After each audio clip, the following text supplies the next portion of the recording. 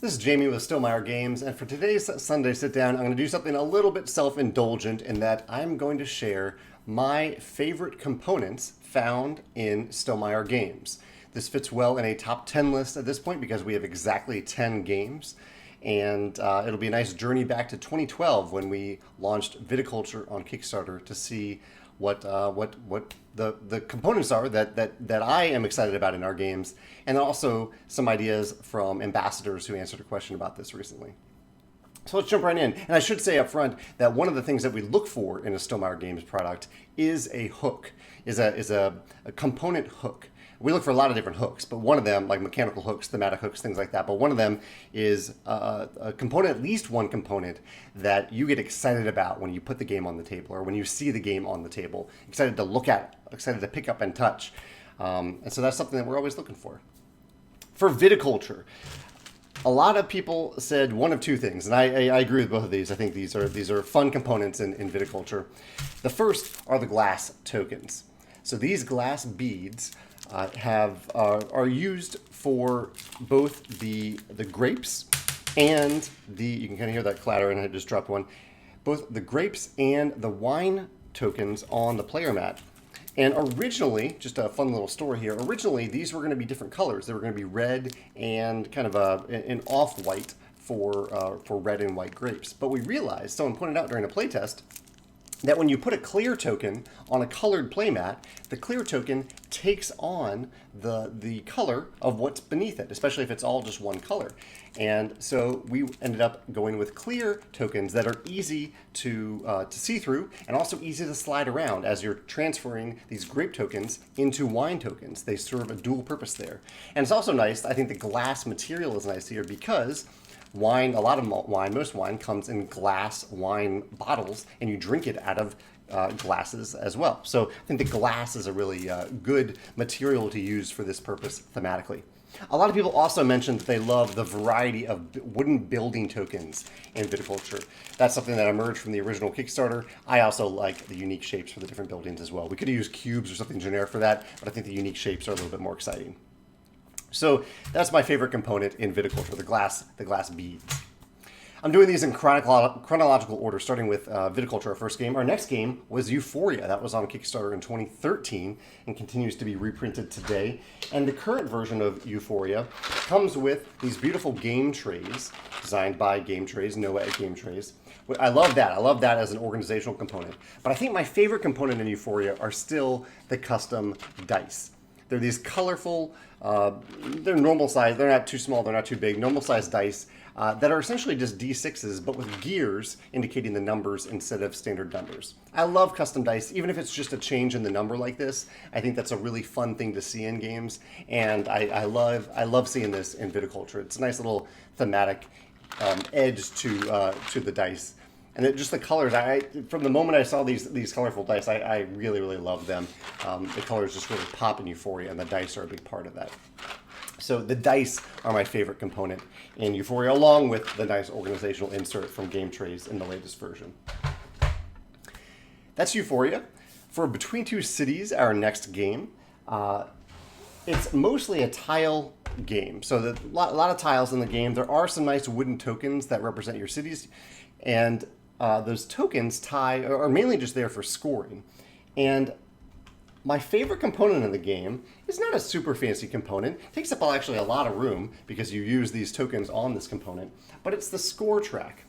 And the reason I love the score track is because it offers two different ways of scoring. Even though you're doing the same scoring, there's just two different ways of accounting for the score. One is a snaking track where you start down here, go up here, and then snake around. You've seen these snaking tracks in games where you wrap around. And the other, which is my preference, is the plus 10 track, where each track is more linear, but it makes it really easy if you were at, say, 8 and you need to increase by 10, you just jump up to 18. While the snaking track kind of throws you off a little bit, because if you're at 8, you have to then add 10 and go over and find 18 over here. It's a little less intuitive. I think there are times where the snake track is great, but I like that we offer both options here. So if you prefer this method of scoring, you can do it this way, or if you prefer this method, you can use this side of the board. Nice little twist there that I'd love to see in other games, actually, because I think there are many games where they only use one side of the board, and they often go with a snaking track, but I think this version of the track might be appealing to a lot of gamers as well, or at least having the option of this track. So that is my favorite component in Between Two Cities. Our next game was Scythe, and Scythe has a lot of great, beautiful components in it, a lot of them coming down to Jakob Ruzalski's art. But my favorite component, I think this is my favorite component, actually, yeah, there's one other that I mentioned, but I really love the dual layered mats. You can kind of see how these are dual layered, and this serves a number of different purposes. One, it prevents tokens from moving around as you play. Not that tokens would often move around anyway, but inside, if you do bump a token, maybe a cube or a recruit token or a building, if you bump it, it's going to probably throw things off a little bit, especially the upgrade cubes. Two, I think it helps with setup because it tells you pretty intuitively where tokens go during setup. Tokens go, like the cubes go in green spaces where there's a little cube hole. It shows you exactly where those tokens fit into the mat. And I just like how it feels like everything has a place in it. It feels, from the setup, from the game as you play, it feels like everything has a specific place. It feels really good to slot them in. I've played plenty of other games. Calico very recently has a dual layered mat. Lots of other games have dual layered mats now. The one thing that I want to show you and caution you about if you decide to go with dual layered mats is that sometimes they can lead to warping. We've pretty much figured this out for Scythe at this point, but this is an older board that I'm using as an example here. This was just in my replacement part stash. So it was not held in a flat place, and so it does warp. But because this dual layered mat is actually two mats that are glued together, the glue over time can expand and contract, and it can lead to higher cases of warping. So that's something to keep an eye on, and that might be a reason why not every company does dual layered mats. They're also a lot more expensive, and it requires a lot more layers of graphic design, and therefore more layers to mess up the graphic design, because you need a top layer, you need a bottom layer, and you also need, there's a third layer somewhere in there that I'm forgetting, but there's multiple layers the graphic designer has to create to make this work. But still, pretty cool component. Other ambassadors also mentioned, a lot of them mentioned the miniatures. I think Scythe has nice miniatures. There are games with other nicer miniatures too, but I think Scythe has nice miniatures. But a lot of people also mentioned the game board for Scythe, specifically that the backside is 2/3 of a bigger board. And I think this is, honestly, is pretty clever. I'm glad, I don't know if I thought of it or if somebody else thought of it, but the idea is that you can buy a separate board extension if you have a giant table to slide up against that backside of the board to have a giant board. I think this is a really nice use of space. Instead of selling a completely separate game board that just is really big, you have most of that game board in the box, and therefore it requires a smaller purchase, a less expensive purchase, to simply get one other board to insert next to that game board, that bigger side, to make the big game board have this epic feel. So I really like that about Scythe as well. Where are we up here? We're up to Charterstone, which actually had the longest list of my favorite components in here. One I can't even mention because this is a spoiler. One is the magnet box. So there's like this index box of cards in Charterstone that you open up, and when you open up, you're opening a magnet, and it snaps shut in a really satisfying way. I love that. I couldn't decide between two components here. There are two other components that I really love, and so I'll mention them both. One is the metal coins. We do have metal coins for our other games too, but they are separate purchases. In Charterstone is a legacy game, so I wanted you to be able to walk away from Charterstone with a component that you could use in any game and feel really good about doing so. And so we made these big, chunky $1 metal coins that come in every copy of Charterstone. I really, really like that we did this, and I love how these coins turned out. The other thing in Charterstone that we did that I don't think a company had done before, because Panda, our manufacturer, actually had to create a whole new process, and I think maybe even buy a machine to make this possible, was sticker cards. So these are cards that have stickers on them that you peel off at certain points in the games. Like this is a building card, so we peeled off this building and put it on the board. And there's actually a functional card that remains after that, so you haven't ruined the card by doing so.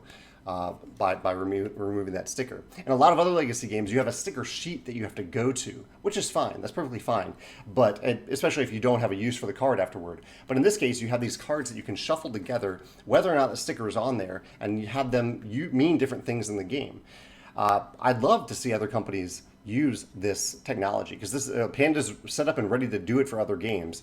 And I think it's just a really cool feature that you could have someone in a legacy game peel off a sticker from a card, use that sticker for something, and then have the card, the meaning of the card actually changes because the sticker is no longer there.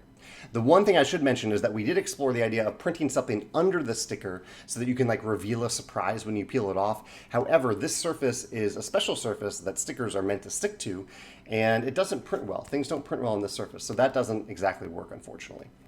So those are my two favorite components from Charterstone. We're now halfway through this list. The next 5 games from Stonemaier Games start with My Little Scythe, and this is a game where I just adore the miniatures. I've always, well, for a while, ever since I saw chibi-style miniatures in like Arcadia Quest, I wanted to make a game with them, and I think My Little Scythe was a great fit to do so. So they're just nice, chunky. I like the colors that we chose for the plastic. You don't have to make miniatures in gray. You can make them in any colors you want. And they just, I don't know, I just really like the look of these chibi-style miniatures in My Little Scythe. That's my favorite component in My Little Scythe. In the Castles of Mad King Ludwig, yeah, there's a really cool component here that I'm really excited about. I'm really happy with how it turned out. And that is, it is the insert. I know I've mentioned inserts in the past, but this insert serves a very special purpose, which is that each of the slots, except for these bottom two are just for kind of extra tiles, but each of the slots that are paired together, so this is a pair of tile slots with a token between them, they're designed to hold exactly 9 tiles. And 9 tiles is your opening hand, is your starting hand of tiles in this drafting game. And so in Between Two Castles, when you start the game and in the middle of the game where you gain a new hand of 9 tiles, instead of having to shuffle tiles, instead of having like a big bag of tiles that you need to pass around the table, it takes extra time to do that, especially in a game with simultaneous play like Between Two Castles. You simply take a stack of these tiles and you have 9 tiles. You don't have to count them out. You do just in case, but there are always 9 tiles. You just take a stack of the tiles. And when you clean up the game, you just shuffle all the tiles together and put them back into this insert so that at the end of the game, you're essentially setting up for the next game. To play a game Between Two Castles, the setup is essentially take this lid off this insert, take a stack of tiles, and start playing. There's a few other little things. You need to take a throne room, but it is a super simple setup because you have set up the game at the end of the previous game using this insert that is designed to fit a specific number of tiles. I really, really like that Between Two Castles. Also, I actually didn't pull it out here, but Between Two Castles was the first game where we decided to use a different type of paper for the rulebook than the standard paper that we had always used. This is something that we discovered that we could use different paper types for the rulebook. And so we have this fancy texture that we use for rulebooks that feels really, really nice. In my opinion, I don't think everybody likes it, but I think it is pretty well received by most people. It has this just extra fancy feel when you touch these rulebooks. And so we started using that for Between Two Castles and have used that same material for every game since. And we've even started using it in Viticulture and Scythe and some of our older titles as we've reprinted them. That is Between Two Castles. Our next game is also our best-selling game, and that is Wingspan. A lot of people mention the Wingspan bird feeder. I know that one is a component that some people don't like because they don't like having to drop eggs or drop dice in the bird feeder. Some people mention the dice. I really like the bird feeder though. The wooden dice, the player mats that fold open. But my favorite component in Wingspan is the eggs. I love the eggs. I love the little plastic eggs. I love how they turned out. I love the texture on them, kind of a soft plastic texture. And they're just, I mean, we could have used cubes or something else for them. We could have used tokens, but I just really like how these plastic eggs turned out. So these plastic eggs are my favorite component in Wingspan. Number 9 is Tapestry. For this example, I'm going to use the expansion, but my favorite component in Tapestry, much to the bewilderment of some people, because I think some people wish that we could have printed tiles instead of landmark miniatures, but I love our first foray into pre-painted miniatures. I love how they turned out. I love this is when I had the idea for Tapestry, was when I found sculptor Ron Brown making buildings that look kind of like this for other games, commissioned work. I just loved the look of it, and I thought it would translate really well into these plastic tokens to help you build a magnificent civilization. I wanted people to play Tapestry and feel like they had built something magnificent. And I think these landmark miniatures play a big role on that. These are the miniatures, again, in the Tapestry Plans and Ploys expansion, not the core game. But I thought I'd show them off since Plans and Ploys is our new expansion that we're revealing now. So yeah, I love these landmark miniatures. I love how it feels to put one on your mat, and it's not just colorful and beautiful, in my opinion, but it also means something in the game because it takes up a certain amount of space on your capital city. And when it does, you might complete a district, you might score a row or a column as the result for the rest of the game. So I like that they serve a specific function as well. One thing that we did learn throughout this process is that Rom, they take a while for Rom to make because he's carving these by hand. He's sculpting these by hand in clay. They take a while for him to make. And so he was actually making these for quite some time before I had even finalized exactly how they were going to be used in the capital city.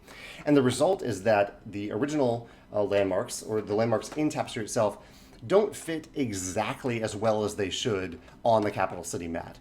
Not Rom's fault at all. That's totally my fault for how I sized the capital city. So we did include guides in the game on like the tech cards where you get them. There's a mat where you keep these landmarks when you're not using them, and that helps you remember the size of each of the landmarks. So that is a small thing that I don't think is ideal, but is very easy to figure out by looking at the guide that we include for the landmarks. So that's Tapestry. And that brings us to our last game on the list, which has something in common with Tapestry, but I think we did it more here than we have done in the past, and that is the special frosted coating that we use on the Pendulum player mats. This is so basically a little while ago I realized that warping player mats, when you do player mats that are 1.5 or 2 millimeters thick, in certain climates, they're inevitably going to warp. No matter how good quality of cardboard you use, no matter how you organize them and insert, they're going to warp. And so I started exploring other options, and this is thinner cardboard. This is a thinner cardboard mat. It's still very sturdy, but it's thinner cardboard, which doesn't warp. It doesn't bend out of position. It just lays flat. And to give it an extra nice feel, we found this frosted coating that was found in, what was it called, like Monolith Arena. I found it in another game by Portal Games. They have the special frosted coating, and we started applying it to a few of our mats. This coating is on one side of the mats in Tapestry, but it's in both sides of the player mats in Pendulum. It's a super premium thing to add. It is not cheap to add this texture, but it feels really, really nice. I love the texture of it.